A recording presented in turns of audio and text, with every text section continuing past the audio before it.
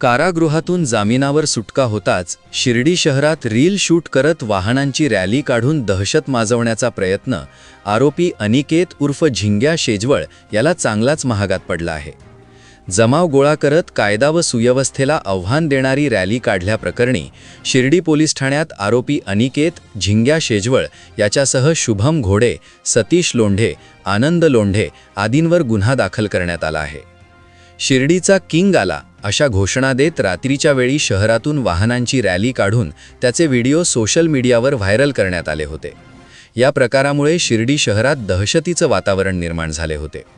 Shirdi police ठाण्याचे police उपनिरीक्षक सागर काळे यांच्या फिर्यादीवरून संबंधित आरोपींविरोधात कायदेशीर कारवाई सुरू करण्यात आली आहे। दरम्यान या संपूर्ण प्रकरणावर माजी खासदार सुजय विखे पाटील चांगलेच आक्रमक झाले आहेत। शिर्डी शहरातील एका जाहीर कार्यक्रमातील भर भाषणात त्यांनी रील आणि रॅली काढणाऱ्या गुन्हेगारांना थेट इशारा दिला। परवा मी सोशल मीडियावर एक व्हिडिओ पाहिला। कारागृहातून आरोपी सुटतो आणि गाड्यांची रॅली काढतो आणि दहशत माजवण्याचा प्रयत्न केला जातो। मला फक्त 2 दिवस द्या, रील आणि रॅली काढणाऱ्यांची कपडे काढून शिर्डीतून वरात काढतो, हा सुजय विखेचा शब्द आहे, असे खडेबोल सुनावत त्यांनी गुन्हेगारी प्रवृत्तीविरोधात कठोर भूमिका जाहीर केली आहे। त्याचबरोबर सुजय विखे पाटील यांनी आपल्या भाषणात स्पष्ट केले की शिर्डी शहरात असा तमाशा कोणत्याही परिस्थितीत खपवून घेतला जाणार नाही। कार्यकर्ता कोणाचाही असो, कोणाच्याही जवळचा असो, अशा लोकांना लांब करा, सुधारायला सांगा। गुन्हेगारांविरोधात सर्व पक्षीयांनी एकमूठ भूमिका घ्यावी, असे आवाहन करत शिर्डी नगर परिषदेत निवडून आलेल्या नगराध्यक्ष, उपनगराध्यक्षसह नगरसेवकांना चांगलीच तंबी दिली आहे। सांगून दिले की या मतदारसंघामध्ये कोणी किती जरी उड्या मारल्या तरी साईबाबांच्या आशीर्वादाने, जनतेच्या प्रेमाने, जनतेच्या आशीर्वादाने इथले आमदार माननीय नामदार राधाकृष्ण विखे पाटील साहेबच राहणार।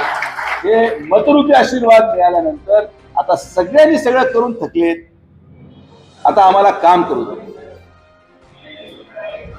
आता आम्हाला काम करू दे, आम्हाला लोकांचे काम करू द्या। आणि मी बाकीच्या आमच्या हितचिंतकांनाही विनंती करेल, शहरामधल्या शिर्डीच्या थोडं संयमाने, आता सगळं संपलंय। तुम्ही सगळे प्रयत्न करून झाले, तुम्ही सगळ्या गद्दाऱ्या करून झाल्या, तुम्ही सगळीकडे बोटं लावून झाले। कोण उभं घेऊन छत्रीला उभं होतं, त्याला कोणी कोणाकडे पाठवलं, हे सगळं हिस्ट्री मी काढून झाली। आता तुम्हाला आता हा धक्का कळेल 1-2 तारखेला काय होत होतं, मला लक्षात येईल काय भूकंप आलाय। पण हे कुरघोड्याचं राजकारण आता बंद करा। शिर्डीच्या विकासासाठी काँग्रेस असेल, शिवसेना उद्धव ठाकरे गट असेल, राष्ट्रवादी काँग्रेस शरद पवार गट असेल, शिर्डीच्या विकासासाठी आपण सगळ्यांना बरोबर घ्यायला तयार आहोत। आमच्या मनामध्ये द्वेष भावना नाही। आपले पक्षाचे हितचिंतक असतील अंतर्गत कमळाचे, त्यांना पण आपण बरोबर घ्यायला तयार आहोत। आमचा कोणाशी द्वेष नाही। शिर्डीच्या विकासासाठी एक व्हा, आपले मुलं बाळ एकदा होणार। समोरचा माणूस चाकू मारताना उद्या हा विचार करणार नाही का हा भाजपचा बोनकर आहे का सेनेचा बोनकर। समोरचा माणूस उद्या चाकू चालला करताना हा विचार करणार नाही का शरद पवार राष्ट्रवादी गटाचा कोते आहे का कमळाचा कोते, तरी चाकू मारलाच आहे। या गुन्हेगारांविरोधात एकमूठ सर्व पक्षीय लोकांनी करावी।